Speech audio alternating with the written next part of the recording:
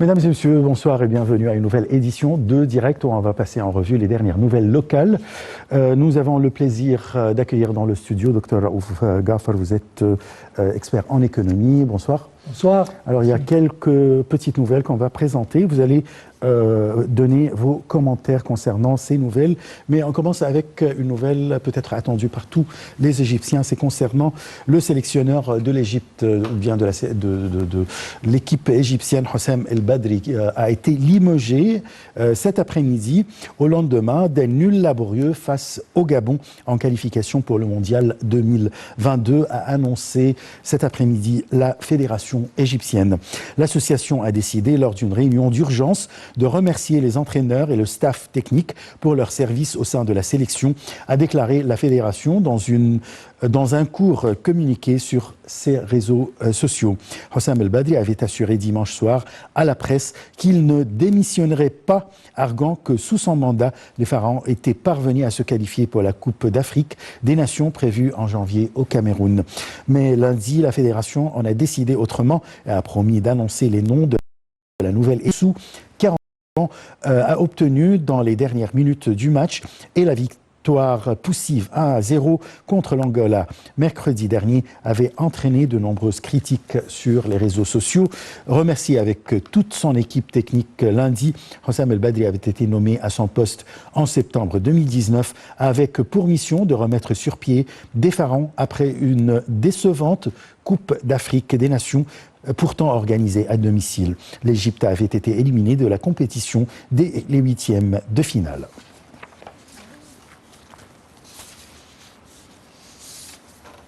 Passons à une autre nouvelle, c'est concernant une réunion entre le président Abdel Fattah el-Sisi et le Premier ministre Moustapha Madbouli, ainsi qu'avec de nombreux autres ministres. Durant cette réunion, el-Sisi a examiné le projet Mustaqbal Masr pour la production agricole. El-Sisi a appelé à adopter les systèmes d'irrigation intelligents et moderne et à élargir la coopération entre les centres de recherche des ministères de l'Agriculture et de l'Enseignement supérieur. Docteur Raouf Ghaffar, je rappelle que vous êtes expert en économie. Alors la question de l'agriculture, comment vous voyez les étapes égyptiennes dans ce dossier? Je vois qu'on commence à penser d'une façon pragmatique, scientifique, et pour essayer justement de rattraper ce que nous avons déjà perdu. Vous avez parlé justement il y a quelques instants du Mustaqbal Masr, oui. L'avenir de l'Égypte. C'est un projet très ambitieux qui a à faire avec la bonification, je pense, de plus de 2 millions de FEDA dans des endroits, à mon opinion, très bien sélectionnés. Une partie, à peu près 40% de la superficie, c'est près de la route Caire-Alexandrie désert. Et puis une autre superficie sera près de Ain Sokhna. Donc c'est bien positionné de façon à ce que ça soit près des ports pour exportation, etc. Près des réseaux routiers qui ont été exécutés récemment, pour faciliter le travail des cultivateurs d'un côté, des exportateurs de l'autre, et tout ça verse dans l'économie et dans le bien du pays en général. Pour les ressources d'irrigation, il était temps de rationaliser les méthodes d'irrigation, c'est-à-dire on pouvait rigueur dire, même si on oublie la crise du fameux barrage de Renaissance et peut-être, je ne veux pas dire pénurie, mais je veux dire le manque un tout petit peu d'eau à cause de ce barrage, on devait aller vers les nouvelles méthodes d'irrigation. Et il n'y a pas un pays maintenant, je pense, dans tout le monde qui irrigue par inondation, peut-être nous et un ou deux autres pays. Donc on devait changer. L'eau, c'est une chose qui devient de plus en plus précieuse et c'est pour ça qu'on doit la conserver. Et alors, ce projet va se baser sur les nouveaux systèmes d'irrigation, goutte à goutte, aspersion, etc., qui sont pratiquement maintenant numériques. Donc, les plantes, les produits reçoivent exactement ce qu'ils ont besoin sur le plan eau, sur le plan engrais, etc. D'une façon très technique, très scientifique, je veux dire, encore une fois, pour donner un rendement maximum avec la moindre quantité d'eau particulièrement. Et je pense que ça, c'est un projet très bien.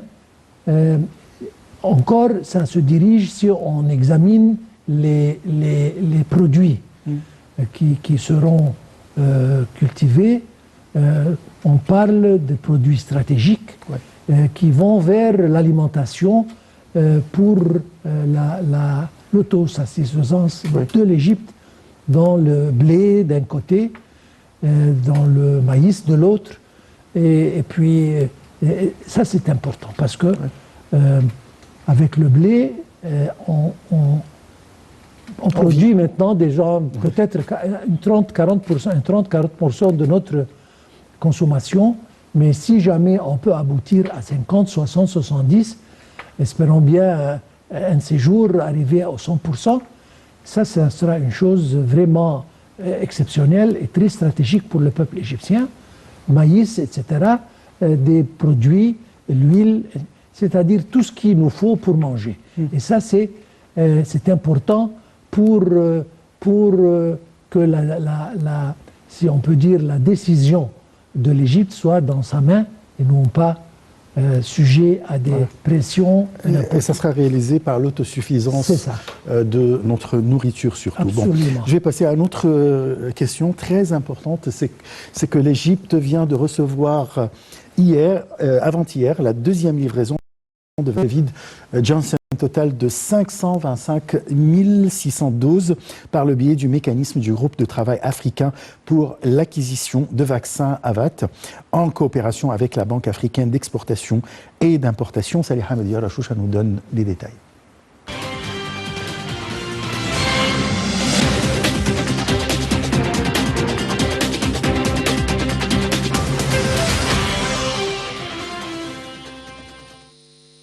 L'Égypte a reçu samedi soir la deuxième livraison de vaccins anti-Covid-19 Johnson & Johnson avec un total de 525 600 doses par le biais du mécanisme du groupe de travail africain pour l'acquisition de vaccins AVAT en coopération avec la Banque africaine d'exportation et d'importation, a déclaré dimanche la ministre de la Santé et de la Population, Hala Zeid.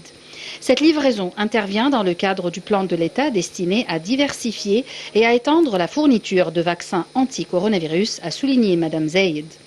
Le porte-parole du ministère de la Santé et de la Population, Khaled Megahed, a souligné l'importance d'une coopération permanente avec les organisations internationales pour lutter contre la pandémie et fournir des vaccins aux citoyens, notant que la cargaison Johnson & Johnson sera distribuée au centre consacré pour la vaccination des voyageurs à l'étranger, en sus de l'achèvement du processus de vaccination des citoyens à travers 776 centres répartis dans les gouvernorats de la République. Par ailleurs, la ministre de la Santé s'est dirigée samedi vers Paris pour examiner le renforcement de la coopération commun dans le domaine sanitaire via l'élaboration d'un mémorandum d'entente de jumelage du premier du genre entre l'Institut de cancérologie Gustave Roussy et le Centre égyptien du traitement des tumeurs dans le cadre de l'initiative présidentielle du soutien de la santé de la femme égyptienne, CIT MENA.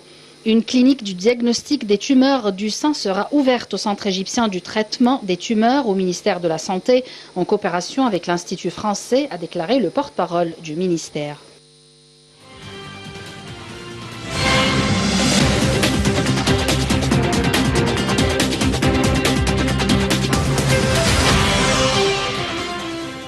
Docteur Raouf Ghafar, voilà, l'Égypte varie quand même tout ce qui concerne les vaccins anti-Covid. Nous avons Sinovac, nous avons Sinopharm, nous avons AstraZeneca. Aujourd'hui, c'est Johnson & Johnson. Est-ce que c'est important d'avoir beaucoup de gens? Oui, la balance est bien conservée. Et je pense que moi, ce sujet a été traité d'une manière assez intelligente. Nous savons tous que l'Europe, l'Amérique, etc., peut-être, comme vous l'avez dit, ils n'ont pas d'informations complètes sur les vaccins chinois et russes. C'est pour ça qu'ils ne l'acceptent pas. Pour les Égyptiens, voilà, on veut partir, on veut exporter, c'est-à-dire la relation avec tout le monde doit être gardée. Et alors pour faire ça, c'est important d'avoir les vaccins qui sont acceptés ailleurs, de façon à ce que on les administre ici pour ceux qui ont affaire avec des pays étrangers. Pays occidentaux surtout, oui, voilà. particulièrement. Et en second lieu, on a commencé à fabriquer sous licence le vaccin chinois pour au moins couvrir la plupart du marché égyptien, les citoyens qui peut-être n'ont pas besoin de voyager, et pour couvrir le marché africain qui est vraiment, qui manque beaucoup de ces vaccins. Vous parlez de Vaxera, Sinovac. Oui. Voilà. Parce que nous savons tous que, et ça c'est malheureux, tous les pays riches et occidentaux ont monopolisé tous les vaccins disponibles et ils ont promis aux pays plus pauvres, notamment les africains, une certaine quantité, et ils n'ont jamais gardé leurs promesses.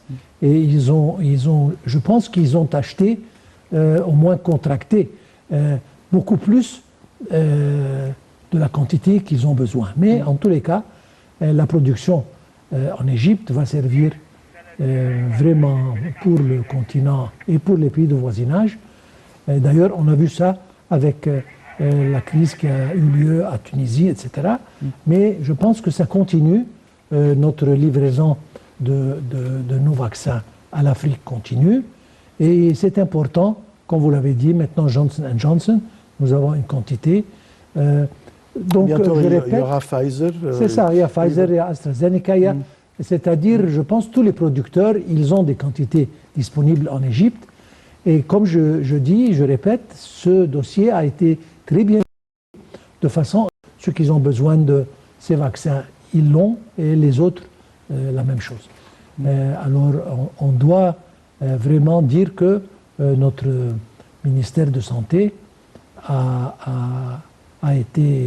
bien géré l'affaire. Oui, a géré avec excellence cette affaire. Très bien. Voilà, la production de Vaxera Sinovac varie entre 15 et 18,5 millions de doses par mois. Ce qui veut dire que jusqu'à la fin de l'année, les Égyptiens seront vaccinés à presque entre 60 et 70% de la population.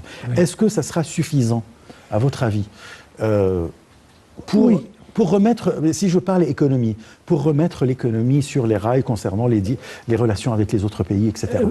Moi, je pense que si on aboutit à 60-70%, c'est un des pourcentages les plus élevés, peut-être dans tout le monde. Oui. Il y a un très petit nombre de pays qui ont justement vacciné plus de 70% de leur population. Ce sont les pays où la population n'est pas grande, comme les Émirats, par exemple. Bon, je vais vous interrompre, excusez-moi, parce qu'il y a l'appel à la prière tout de suite.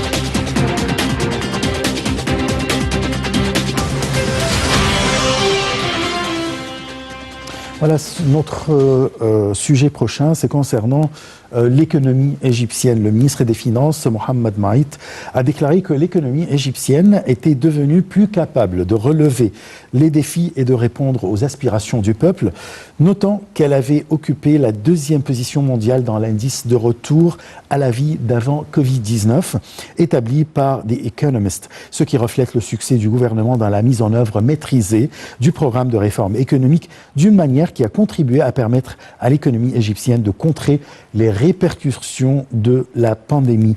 Nous regardons ce reportage et puis les commentaires de notre expert en économie, Dr Raouf Gafr.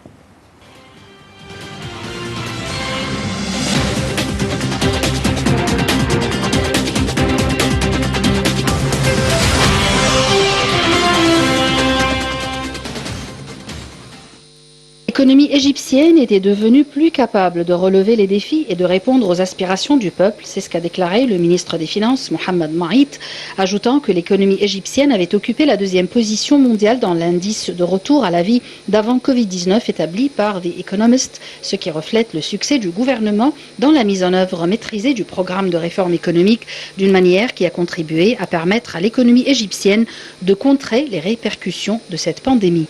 Le dernier exercice a connu une amélioration des indicateurs de performance financière. Le déficit total a reculé de 8% à 7,4% et un excédent primaire de 1,4% du PIB a été atteint, a affirmé M. de déclaration en marge de sa part du groupe de développement en Ouzbékistan.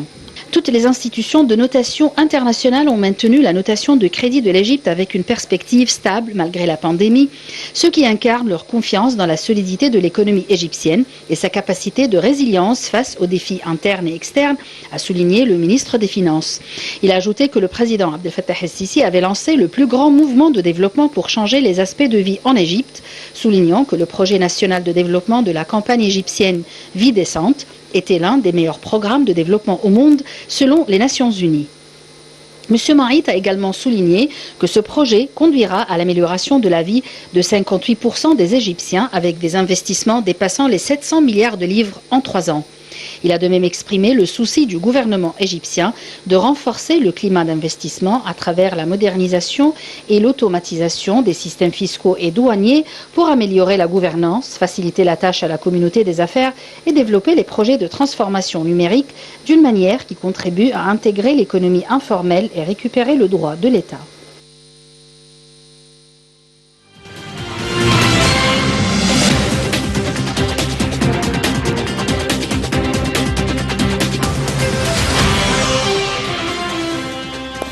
Docteur Raouf Gafr, je rappelle que vous êtes expert en économie. Alors, quelle est la situation ou bien comment on peut évaluer l'économie égyptienne aujourd'hui après Covid-19 ? Et je vais vous dire quelque chose, c'est que l'économie, c'est un des sujets qui est normalement évalué par des institutions internationales. C'est-à-dire, ça ne suffit pas que notre ministre donne des chiffres. Donne des chiffres. Ouais. Mais c'est-à-dire, il y a des institutions Standard & Poor's, Moody's, il y en a plein. Qui contrôlent, ils ont des délégations qui suivent jour par jour. Tous les chiffres partout dans le monde. Exactement. Donc, et quand ils publient un rapport en disant que l'économie égyptienne est stable, et l'avenir est promettant, c'est vrai, parce qu'ils n'ont pas, c'est-à-dire, ils n'ont que la vérité à déclarer. Ouais. La science. Exactement. Ouais. Et les chiffres ne mentent pas. Alors, à mon opinion, l'exécution du programme de réforme économique a été fait vraiment impeccablement, à mon opinion. Et c'est-à-dire, beaucoup de pays reçoivent des prêts, reçoivent des aides des banques mondiales, des crédits, oui. Exactement. À long terme et parfois des dons même. Oui. Mais ils ne sont pas utilisés proprement. Cette fois-ci, on a utilisé les prêts qu'on a reçus vraiment exactement où ils devaient être utilisés. Et ça nous a donné disons, une base très forte. On doit se souvenir du miracle qui est arrivé sur le plan énergie, par exemple, d'un pays qui avait des pannes des pénuries incroyables. Chaque jour, 5 et 6 heures, et parfois dans la campagne, il y avait encore plus, à un pays qui a un surplus dans un nombre d'années vraiment record. On doit se rappeler des réseaux routiers qui ont été construits, vraiment, et tellement de projets qui ont été faits, mais ces deux ont aidé terriblement à l'économie et à mon opinion, étaient les deux piliers sur lesquels on s'est basé pour confronter les temps très difficiles du Covid-19. Sinon, on aurait vraiment... Comment l'Égypte a fait face contre le Covid-19 et on voit que l'économie égyptienne n'a pas été affectée quand même. Comment? Je veux vous dire quelque chose, à mon opinion. Cette crise a été gérée par le gouvernement égyptien, par le président et son équipe, d'une façon remarquable. C'est-à-dire, ils ont pu maintenir une balance très délicate entre la fermeture complète, ce qui a eu lieu dans beaucoup de pays, et entre l'ouverture complète et la continuation de production, etc. Et grâce à Dieu, nous avons pu maintenir cet équilibre et cette balance d'une manière formidable, de façon à ce qu'on a continué la production. En plus, on a augmenté nos exports. Et où il y avait des pays qui ont complètement arrêté la production agraire, par exemple. Fermé complètement. Exactement. En confinement pendant des... augmenté, par contre, notre production agricole et agraire. Et on a pu, par ça, vraiment passer par ces temps très tristes et très difficiles pour nous et pour tout le monde. Et c'est pour ça que je tiens à dire toujours que la gestion de cette crise a été vraiment impeccable. À mon opinion, c'est un modèle qui doit être... espérons bien que ça ne revienne pas, mais ça prend du temps et on garde toujours cet équilibre, cette balance, de façon à ce que on s'est retiré de la première, deuxième et troisième vague. Et Inch'Allah, nous allons passer, si jamais il y a on a commencé la quatrième vague. Mais en général, c'est à cause de ça, à mon opinion. La base des réformes économiques qui a été vraiment faite bien. Et puis cette balance, on n'a pas fermé et on a, au contraire, encore une fois, à mon opinion, ça nous a donné la chance, par exemple, de passer vers le numérique un peu plus rapidement. C'est vrai. Donc nous avons maintenant notre éducation comprend une partie numérique peut-être 3-4 fois plus grande. Il y a un grand secteur du peuple égyptien qui travaille sur ordinateur en ligne actuellement.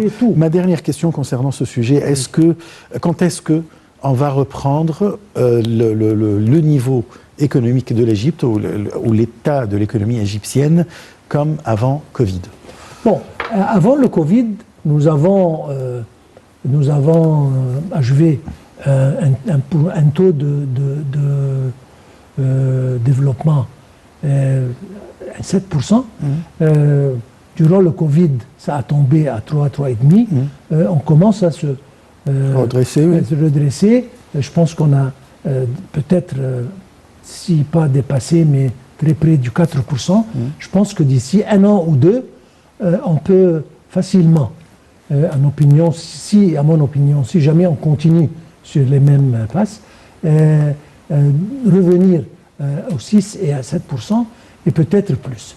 Donc, à mon opinion, peut-être entre 2 et 3 années d'aujourd'hui, on peut non seulement nous redresser complètement, mais augmenter le taux un peu plus que jadis.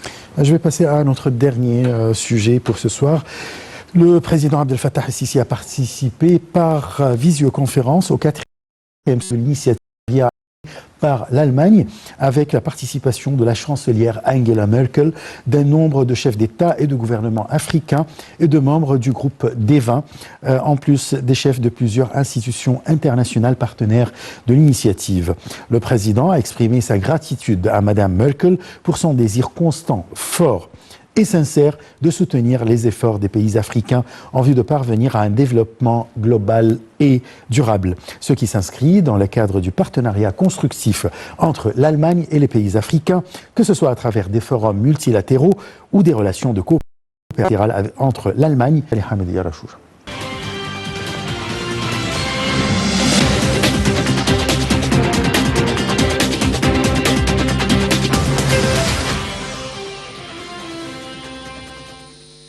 La participation du président Abdel Fattah el-Sisi au sommet de l'initiative du partenariat avec l'Afrique s'inscrit dans le cadre de ce qu'elle représente en tant que forum international important pour être toujours en contact avec le G20, ainsi que fournir un forum qualifié pour présenter les réalisations développementaux de l'Égypte tout au long des années passées. Le président a lancé un discours lors du sommet tenu sous le nom le cadre général des conditions d'investissement et des travaux, où son Excellence a mis l'accent sur l'importance de l'initiative en tant que mécanisme efficace pour promouvoir les efforts de développement économique dans les pays du continent africain en partenariat avec le G20, d'autant plus qu'elle dépend de la formulation de plans d'action adaptés aux priorités de chaque pays et cohérents avec ses objectifs et aspirations nationales. Lors de son allocution, le président a déclaré qu'il s'agit du premier sommet de l'initiative depuis le début de la pandémie, qui représente l'un des défis les plus difficiles auxquels le monde a été confronté depuis des décennies, en souffrant encore de ses répercussions et de ses effets négatifs prolongés, notamment sur les efforts des pays africains qui visent à réaliser le développement global. L'Égypte n'a jamais été isolée de ses influences, a souligné le président, mais le programme de réforme économique mis en œuvre par le gouvernement depuis 2016, en coopération avec le Fonds monétaire international, a largement contribué à épargner à l'Égypte de nombreuses conséquences négatives de la pandémie et a permis à l'État de mettre en œuvre des mesures économiques et sociales qui se sont avérées efficaces à tous les niveaux. Le président a insisté sur l'importance du partenariat africain avec le G20 comme l'un des mécanismes de coopération internationale pour parvenir au développement et au relèvement des conséquences négatives de la pandémie. Il a affirmé que l'Égypte aspire d'aboutir à une vision exécutive qui contribue à accélérer le rythme des démarches pour la mise en œuvre effective des mécanismes de coopération dans le cadre de cette initiative. Le président Al-Sisi a également participé à la deuxième session du sommet sous le titre Initiative de partenariat avec l'Afrique pour faire face à la pandémie, où il a souligné que la question de la production et de la distribution des vaccins contre le coronavirus est devenue une priorité croissante à la lumière de l'importance des vaccins et l'allègement de la pression sur les systèmes de santé.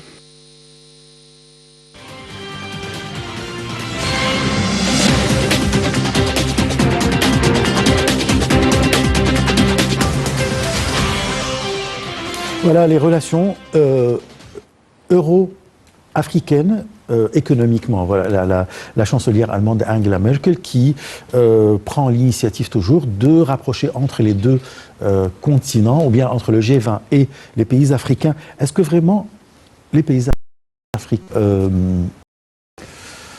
Bon, le continent africain en général a été exploité terriblement par l'Europe particulièrement. Bien sûr. Et il était temps maintenant de changer cette vision, disons, et commencer à mentionner des termes comme partenariat, etc., qui n'existent pas avant ça.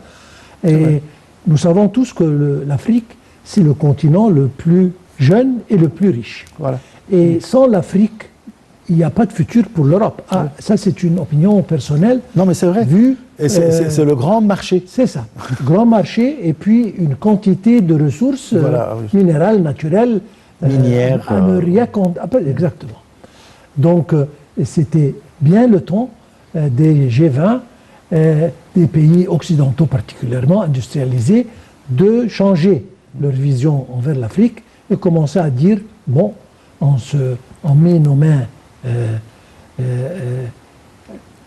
avec les uns et les autres, de façon à ce que il y a une position gagnante pour les deux côtés. Vous avez des ressources, vous n'avez pas les moyens, nous vous donnons les moyens, nous vous donnons notre expérience, notre know-how, notre ingénierie, etc., pour que vous exploitez vos ressources le meilleur possible, et puis vous profitez et nous profitons. Et c'est justement ce que la chancelière allemande, c'est une dame vraiment avec une vision. Ah oui, oui. Moi, je suis vraiment triste qu'elle va démissionner, qu'elle va partir.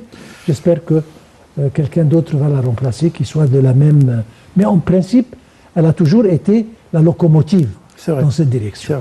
Et moi, je vois que si cet partenariat vraiment est mis en œuvre d'une façon juste, ça va changer la face de notre planète. Parce que nous voyons... continent. Oh, certainement. Ou bien planète. Non, la planète. Nous voyons, on remarque maintenant la Chine, par exemple.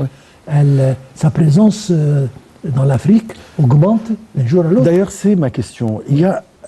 Comment les pays africains, le continent africain, peut profiter de ce challenge, cette, comment on dit, je ne veux pas dire guerre, mais ce challenge entre l'Europe ou bien l'Occident et la Chine, je veux dire, voilà, qui veulent tous les deux faire des partenariats avec l'Afrique pour gagner. Comment on peut profiter à 100%? C'est la chance de ces pays africains, parce que moi, si jamais j'ai deux grandes forces qui sont attirées vers moi et ils veulent venir et travailler avec moi, eh bien, ça c'est ma chance. Très bien. Et je dois profiter. Comment tirer profit?